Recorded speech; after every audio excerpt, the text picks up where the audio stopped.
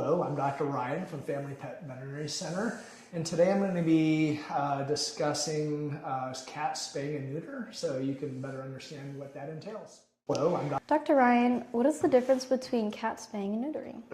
Well, neutering is technically a term that describes removing the reproductive organs, so neutering can apply to both a male or a female cat. Spaying would be technically used for a female cat, and then castration for a male cat. At what age should I have my cat spayed or neutered?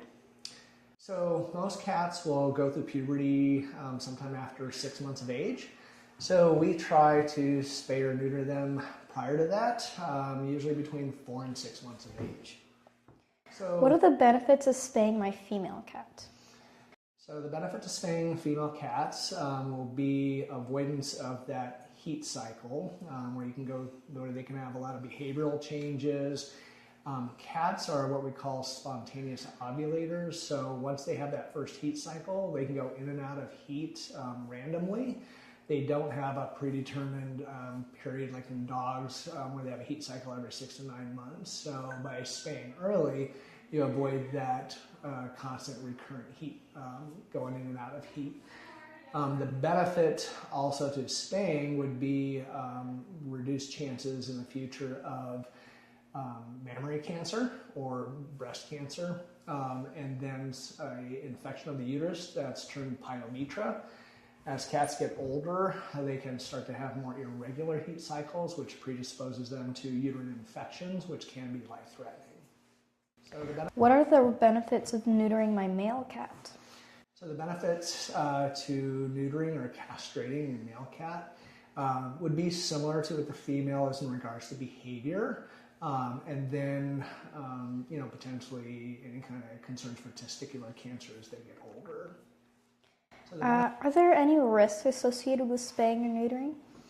So there are some risks. Neutering is going to be less invasive compared to spaying, where we're not having to go into the abdomen to remove the reproductive structures. So with spaying, there is more risk for hemorrhage or bleeding and surgical complications as compared to castration, or if we want to refer to castration as neutering. So what is the typical recovery time after spaying or neutering? So the typical recovery time is relatively short. Most cats will or may have some sleepiness, maybe some decreased appetite for a day or two. But after that, for most cats, their activity level is going to return to normal. Generally, we try to keep them more confined or have their activity restricted, though, for the first 10 to 14 days while their body is healing. How should I prepare my cat for spaying or neutering surgery? So that will a lot of times depend on the cat's personality. Some cats have stress-related issues when they're leaving the home, so for traveling in the car, and then when they're hospitalized here at the hospital. So for those cats, we often recommend starting some pre-visit pharmaceuticals, mainly some medications to help reduce anxiety and provide some sedation for the trip before they come in, so that they don't get so stressed out after being admitted. What should I expect during my cat's post-surgery recovery? Initially, the evening of, most cats are going to be a little sleepy yet from the anesthetics and the medications we use for the surgery. The evening of, there's usually going to be some medications that are going to be given for to help reduce discomfort and inflammation after the surgery, and that will usually continue for 3 to 4 days afterwards. Can my cat eat or drink before the surgery? So generally we recommend not feeding anything for approximately 8 to 12 hours before the procedure. So generally an evening meal is okay, but we recommend not feeding the morning of the procedure. Water should never be discontinued. We want to make sure that they stay well hydrated so they can have water up until the time you leave home. How do I care for my cat's surgical site after spaying or neutering? So generally try to keep it as simple as possible, just monitoring, just observing and making sure there's no abnormal swelling, no bleeding from the incision, no other kind of discharge or pain associated with the incision.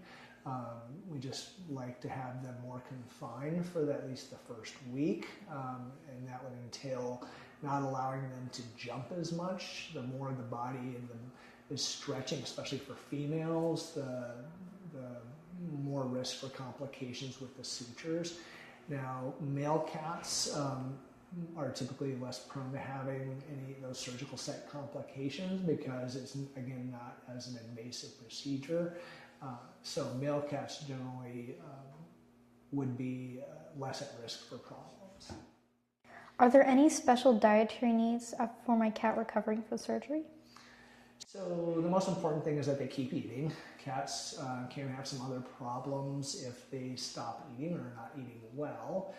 So in a lot of cases, just recommend that they continue with their normal food. But in some cases, if they do have a diminished appetite, we may actually prescribe higher calorie recovery diets during that time frame to ensure they're getting the amount of calories that they need for healing. What are common side effects of spaying or neutering in cats? So some of the side effects for spaying and neutering for cats in the future could include maybe some lowered metabolism.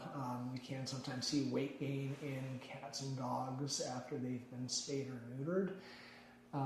The other thing, especially in females, not so much in cats, sometimes we see this in dogs, that there may be a correlation with urinary incontinence after spaying, but that has to do with hormonal deficiencies later on in life. But those are probably going to be the things that we monitor for in the future. Will spaying or neutering change my cat's personality? Generally, since they're spayed or neutered at a younger age, they still retain their normal kitten behavior. But as they get older, again, we do see some pets that have a lowered metabolism, so sometimes they may not be as active as they would be if they weren't spayed or neutered, but generally they should stay the same. How can spaying or neutering affect my cat's behavior? Again, I think we just discussed that portion of things, but you can see reduced metabolism, so perhaps they're maybe not as active in the future as far as running around and everything. But generally, as kittens, they retain their playful behavior. Generally shouldn't see a lot of changes. What should I do if I notice complications after my cat surgery? So for complications of the cat surgeries, it depends on if we're talking about neutering or spaying. But you're basically watching for any kind of bleeding post-operatively or any kind of discharge that might indicate infection, any additional swelling or redness associated with the incision. And with females, any kind of belly pain would be a concern, along with not eating well after the surgery or continued lethargy beyond a day or two. Can spaying or neutering prevent certain health issues in cats? So yes, in cats, for females, spaying can obviously eliminate the risk for pyometra, which is that infection of the uterus later on in life, as well as significantly reduce the risk of mammary cancer or breast cancer later in life as well. Cats become more at risk with every heat cycle they go through for breast cancer. And so even spaying a cat later in life, although that will prevent the pyometra, does not entirely prevent the risk for mammary cancer. Cats spayed when they're middle-aged still are at higher risk for breast cancer than if they would have been spayed when they were kittens. How does spaying or neutering impact a cat's weight? So again, that all has to do a lot of times with hormones and metabolism, but we can see weight gain in cats, just like in dogs after spaying and neutering. So it is really important to monitor their weight carefully at home. And if we start seeing trends for increased weight, then we need to adjust their feeding, the amount that they are fed, or change diets. There are spay neuter specific diets that are reduced in calories for cats and dogs as well. Is it safe to spay or neuter a pregnant cat? So pregnancy in cats would be a higher risk procedure. Inevitably, it depends on whether or not we want to save the kittens. So if we're spaying an actual pregnant cat, that would be an abortion. We'd be aborting the fetuses. And so there is a higher complication rate for those kinds of surgeries. What should I discuss with my vet before scheduling spaying or neutering? So I would always make sure that you call and speak with a veterinarian to review the current health of your cat. If there are any other medical concerns that have, maybe issues that have come up in the past that may become a factor for anesthesia or the surgery itself, as well as any concerns for isolating them afterwards. If you have multiple cats, how are they going to interact afterwards? And what is going to be the post-operative recovery as far as medications and things like that. How do I choose a veterinarian for spaying or neutering my cat? So the best thing to do would be to potentially ask friends what kinds of experiences they've had with their veterinarians. You can also, make calls to any veterinary clinic you'd like to and discuss either with the veterinarian themselves or the staff of the clinic to get more information.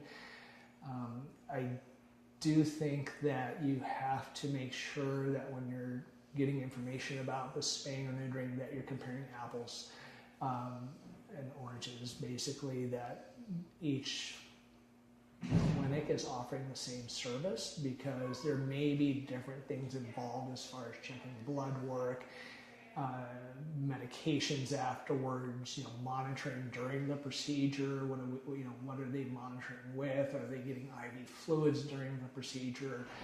So you just want to make sure that you're getting all that information to make sure that they're getting good, complete care. So, how much does spaying or neutering a cat cost? So the cost can vary. It can be dramatic in some cases, but it all goes back to what is being included with the procedure. So there may be, more budget-friendly spay procedures that maybe only include the anesthesia and the surgery, but they don't include things like blood work or IV fluids or post-operative pain medications or other things that maybe the more expensive procedures would include. And those things are very important. Obviously, we wouldn't want to, even for ourselves, have a surgery done without checking blood work to make sure there are no concerns for the anesthetic or the drugs being used or any other problems that may pose more risk for the surgery. We'd want to make sure that we're getting IV fluids to help maintain blood pressures and improve recovery, post-operative and intraoperative pain medications. So there can be a lot of factors that go into the cost, and so it's always best to get that information from the clinics before deciding on where to go. So if you have any questions about cat spaying or neutering, please give us a call. You can call either of our two locations, and our Norwalk facility is going to be area code 515-981-0317. Our West Des Moines location is going to be area code 515-224-9747. Remember, we're always here to help and answer questions, so don't hesitate to give us a call.